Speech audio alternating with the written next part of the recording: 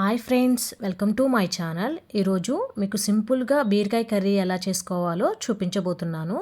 ముందుగా ఒక కడాయి తీసుకొని 2 టేబుల్ స్పూన్ వరకు ఆయిల్ వేసుకోవాలి. ఆయిల్ కొంచెం హీట్ అయ్యాక 1 టీ స్పూన్ పోపు దినుసులు కూడా వేసుకొని ఇలా నేను చూపించిన విధంగా ఫ్రై చేసుకోవాలి. ఈ విధంగా ఫ్రై అయ్యాక ముందుగా కట్ చేసి పెట్టుకున్న ఒక పెద్ద ఆనియన్స్ కూడా వేసుకొని ఒక సగం వరకు ఫ్రై అయ్యే వరకు ఫ్రై చేసుకోవాలి. ఇలా వీడియోలో చూపించిన విధంగా ఆనియన్స్ని చిన్న చిన్న ముక్కలుగా కట్ చేసుకొని ఆయిల్లో బాగా ఫ్రై చేసుకోవడం వల్ల కర్రీ టేస్ట్ అనేది చాలా బాగుంటుంది. ఇప్పుడు ఒక రెమ్మ కరివేపాకును కూడా యాడ్ చేసుకొని ఆయిల్లో బాగా ఫ్రై అయ్యేంత వరకు ఫ్రై చేసుకోవాలి. ఇలా ఫ్రై చేయడం వల్ల కర్రీ టేస్ట్ బాగుంటుంది. ఇప్పుడు మనం ముందుగా కట్ చేసి పెట్టుకున్న బీరకాయను కూడా యాడ్ చేసుకొని బాగా కలిసేంత వరకు ఆయిల్లో బాగా ఫ్రై చేసుకుంటూ కలుపుకోవాలి. నేను ఇక్కడ 1/2 కేజీ వరకు బీరకాయని తీసుకున్నానండి. బీరకాయని ఇలా ఆయిల్లో బాగా కలుపుకుంటూ ఫ్రై చేసుకోవాలి. బీరకాయలో నుంచి వాటర్ అనేది వస్తుందండి. మనము ఎక్స్ట్రాగా వాటర్ అనేది యాడ్ చేయకుండా బీరకాయలో నుంచి వచ్చే వాటర్తోనే కర్రీ అంతా ఉడికించుకోవచ్చు. ఇలా మూత పెట్టుకొని ఒక 5 నిమిషాలు బాగా వాటర్ అనేది ఇంకిపోయేంత వరకు మూత తీస్తూ ఉడికించుకోవాలి.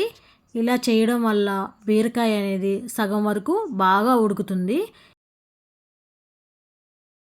ఇప్పుడు మనం ముందుగా కట్ చేసి పెట్టిన ఒక టమాటాను కూడా వేసుకుని బాగా ఫ్రై చేసుకుంటూ మూత పెట్టుకొని ఒక 5 నిమిషాల పాటు టమాటా అంతా బాగా మగ్గేంత వరకు మగ్గించుకోవాలి. ఇప్పుడు మూత తీసి చూపిస్తున్నాను చూడండి.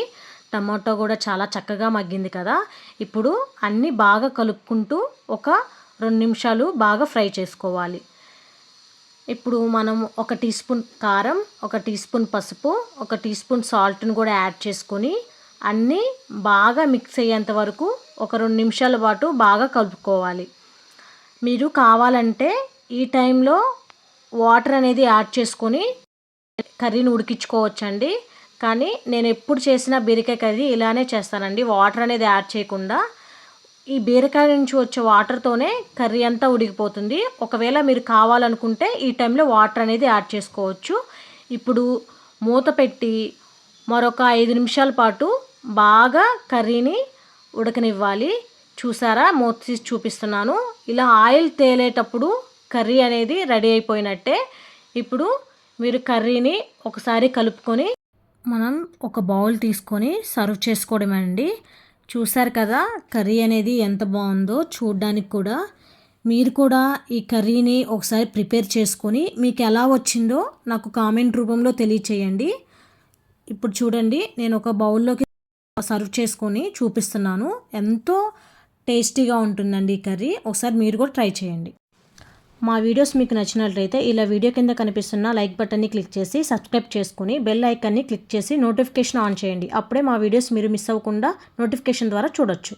Thank you.